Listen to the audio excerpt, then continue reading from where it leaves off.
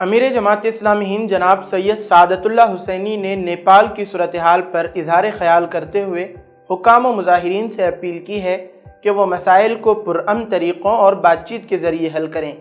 Media کے لیے جاری کردہ اپنے بیان میں انہوں نے کہا کہ نیپال کی صورتحال ہم سب کے لیے فکر مندی کا باعث ہے۔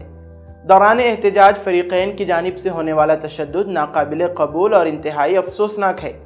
بہت سے نوجوان احتجاج کے دوران اپنی جانوں سے ہاتھ دھو بیٹھے ہیں۔ ہم ان قیمتی جانوں کے نقصان پر اپنے رنج و غم کا اظہار کرتے ہیں اور زخمیوں کی جلد صحت یابی کے لیے دعا گو ہیں۔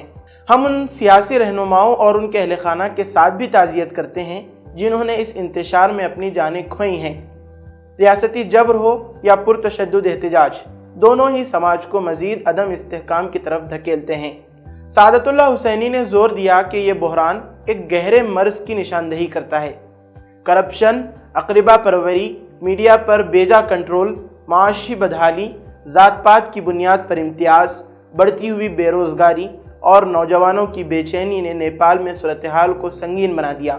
انہوں نے کہا کہ اس طرح کی صورتحال اس وقت پیدا ہوتی ہے جب ارباب اقتدار عوام کی آواز کو ہمدردی اور ذمہ داری کے ساتھ سننے کے بجائے ان کو آمرانہ طریقوں اور میڈیا کنٹرول کے ذریعے دبانے کی کوشش کرتے ہیں۔ نیپال کا موجودہ بحران تمام حکومتوں کے لیے ایک سبق ہے۔